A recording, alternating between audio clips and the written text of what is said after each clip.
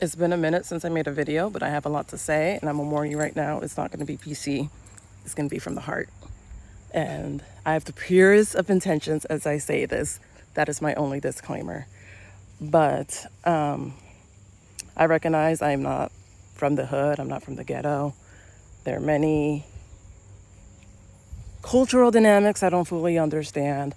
I'm only going to share observations I have made. Whew.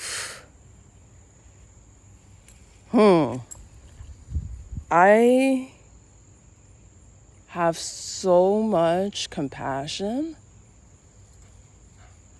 in my heart for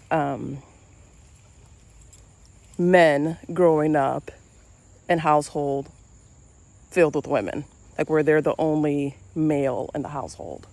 Because and I know I'm generalizing,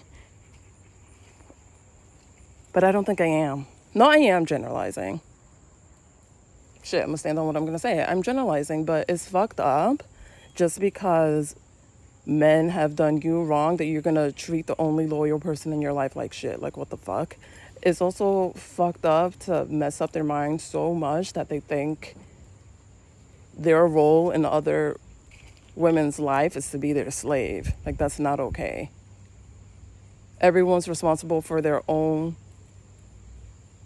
behaviors and the decisions that they make in life, regardless of what childhood they were given. Because when someone's abused, they have the decision to either help protect people from the abuse that they endured in their life or become like their abuser. And becoming like the abuser just because you were abused is not justifiable. At the end of the day, you're still an abuser yourself. So I'm so sick and tired of people coming up with excuses like, oh, that's family.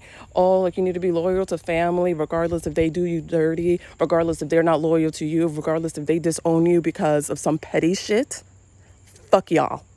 Fuck y'all who believe that shit, because it's not okay. All you're doing is spreading hatred in the world. You're spreading trauma. You're further traumatizing people, and it's hurtful not just like, oh, that's someone I care about, but it's hurtful to humanity. Like, we're one species.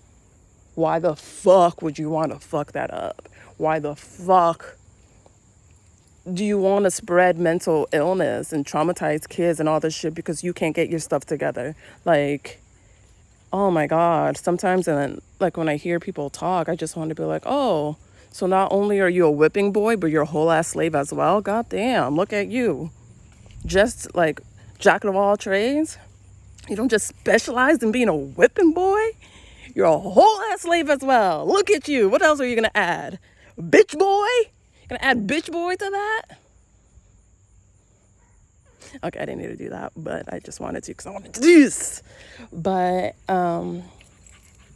yeah, I have compassion in my heart for all those who are hurting. And there was this quote that I saw that I wanted to be like the inspiration behind one of the sleeves I get for my tattoos, and that's, may the deepest wounds of humanity be healed. And I think that's a life purpose that I have, is to put a drop in the ocean, into that ocean, and help heal. But the biggest thing that'll help me do that is learning that the whole, okay, I've mentioned this before, but there's like this quote, observe not absorb, and I've been like trying to like remind myself to do this, to do that, but like I have to teach myself in the process of learning how to do that, what that even actually means and what that looks like and what that feels like. And I'm learning more and more each day. And there was something that I don't know if I can access it and record. I don't think I can. So it's a reminder that I wrote to myself that I'm going to bring up in my next therapy session. Of like, I need to let my loved ones make their own mistakes and face the consequences to those said mistakes on their own. And I have to think of it as if it's a court case, that my loved one is, and the loved one can be me too. You know, this is not just like all you and I'm perfect. The loved one can be me. I love myself. So the loved one is the defendant in the court case. So the one who's alleged to have committed the crime and has to be defended, either by themselves or a lawyer. And then me as the supporter, whether it's for myself, that gets complicated. Okay, I'll have someone else be the loved one because it's just easier to follow. So my puppy, I'll say my puppy. My puppy is the defendant and is alleged to have committed a crime and all that I just said. I'm the loved one. I don't get to sit up there with my puppy. I am the supportive loved one who's in the back of the court, just watching and appearing and showing up. And that's how I show my support, because I don't get a voice in the court case unless I'm entered in as a witness. And even then, there's parameters of what I can do and say. Even if I give a victim impact statement, or victim impact statement, or I guess it doesn't really work in this thing, but if I give a testimonial to their character, there's still parameters of what I can do or what I can say, and it can only go so far.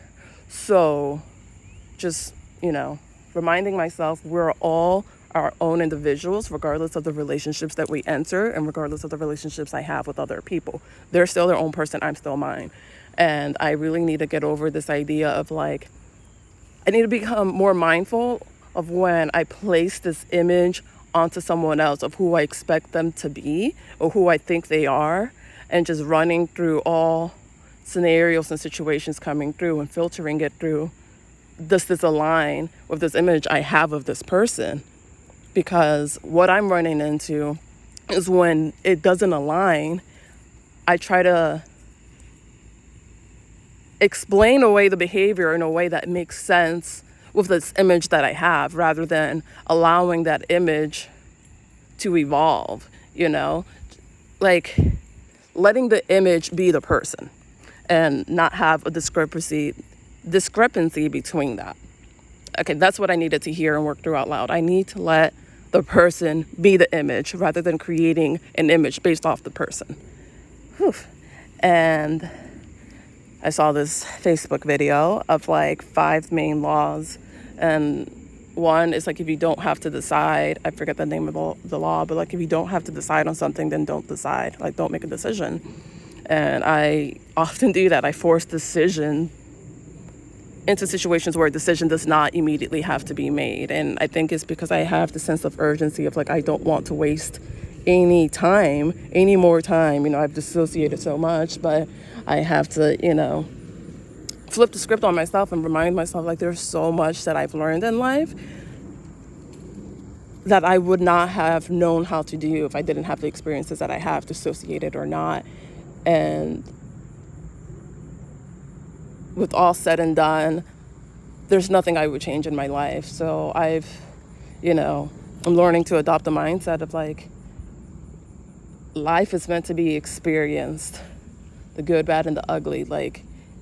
When things get overwhelming, still encouraging myself to remain in the driver's seat, actively driving in my life.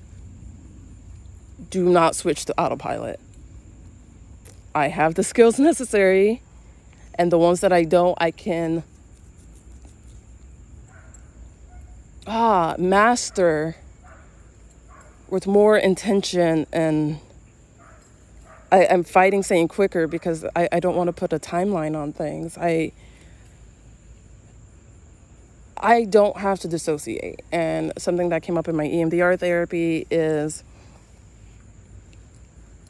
I no longer have to rely on dissociation, because I can make decisions for myself now. Even if other people don't agree with them or it makes them upset, I can still make those decisions. Their discomfort is not my responsibility. I can do what's best for me. I know what's best for me more than anyone else does, because I've been with myself my whole entire life. I know the amount of effort that I put in every single day to show up. And that type of work that I do every single moment of my life cannot be seen by other people on the outside. It's internal. And I just have to be okay with knowing that there are many people who will never fully understand that. And what I do may never be enough because they don't understand the inner struggle that I live with. And that's okay. But when I come across people who do, just leaning into those moments and those individuals and fully cherishing the time that I have with them, however long it is, even if it's a passing moment,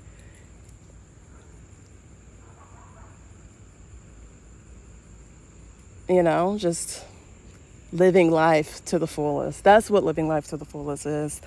And it just saddens me when I realize that other people aren't on that journey and may never start that journey. But again, they're the defendant. I can't help them out of that case. The case is going, they have to face those consequences on their own, and loved one or not, whether I'm on the side of the victim or I'm on the side of the defendant, they need to face that on their own.